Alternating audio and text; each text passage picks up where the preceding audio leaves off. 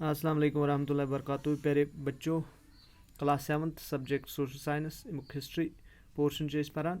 सोन अजुक topic zabt and zamindar. The main source of income available to Mughal rulers was tax, the produce of peasantry.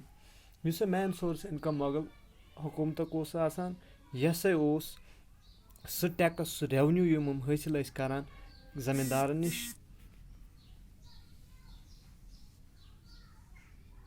In most places, peasants pay tax through the ruler elites. वारियाहन जायन से use इमन पेट हुकूमतन आसान थमित subordinate जिट बनवित से तिहंदि through करान ये tax पे। That is headman उस कुन जाय आसान, इस आज गामस मज आसान सरपंच मुखिया यमस वनान यह पार्ट एंड पार्सल आसान गवर्नमेंट। अम पत आसान तहसील लेवल पे तहसील ऑफिसर आसान, तहसीलदार आसान, या ब्लॉक ऑफिसर आसान ब्लॉक लेवल पे। इथे पे डिस्ट्रिक्ट लेवल पे आसान DC यानी डिप्टी कमिश्नर, पत आसान commissioner and so on.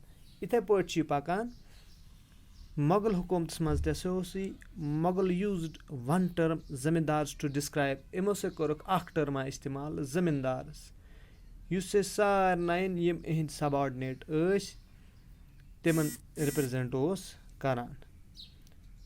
अकबरस revenue minister आज इमन वनान हुकूमतस मज रेवन्यू मिनिस्टर्स। हिमन युस रेवन्यू कलेक्ट कर, युस इमुक हिसाब किताब थाय। अकबर सिंदिस दौर हुकूमतस मज ओस यमस रेवन्यू मिनिस्टर, तस वनान Todar Mal. Carried out a careful survey of crop yields. अम सर सर्वे क्रॉप यील्डन प्राइस एंड एरिया पत वुचन कत फसलस क्या कमथा तो तमे हिसाब रेवन्यू पेवान दिन। तमे हिसाब कोर फिक्स रेवन्यू जिम्मेदार फॉर 10 years पीरियड 10 वहरन खतर।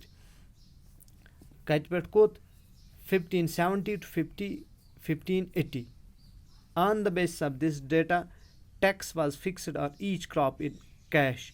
टैक्स आव फिक्स कर प्रथ कुन क्रॉपस खतर, प्रथ कुन फसलस खतर कैश। इससे रटो न फसलुक पैदावार कहीं, इससे रटो कैश तम एवज। Each province was divided into revenue circles. प्रथ कह प्रोविंस आज वन तो स्टेट यम से आ रेवन्यू सर्कल मज डिवाइड कर।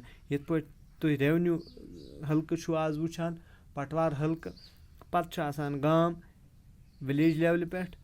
इथे पे से आय डिवाइड कर ताकि रेवन्यू कलेक्ट कर सहल।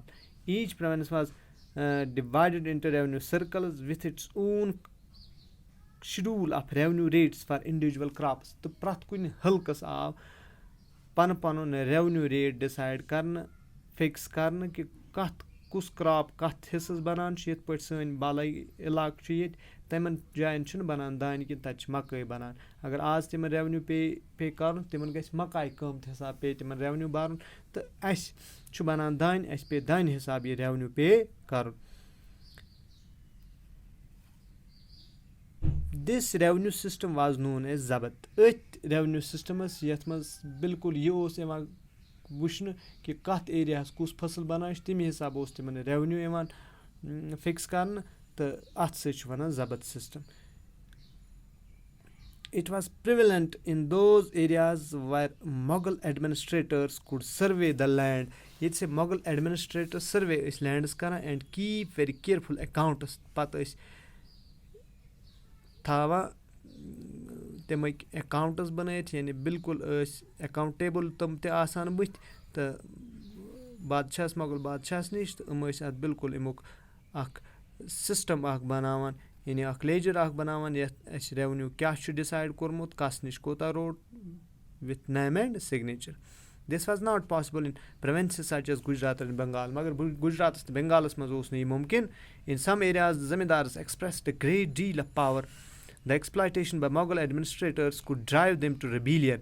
दपा वारियाहन जायन से जमींदार exercised a great deal of power. जमींदार से कोर क्यूता ताकत हासिल कि अगर से मुगल वनान, अगर से मुगल ज्यादा दबाव करन हेकान इमन रेबिलियन बनित, यानी हेकान इमन खिलाफ जमींदार बगावत खड़ा कर। समटाइम्स जमींदार and peasants of the same caste lied in rebellion against Mughal authority. واریاہن جایَن گوٚو تہِ یہِ مۄغل اتھارٹی خلاف سے گٔے یِم بغاوتَس پٮ۪ٹھ کھڑا.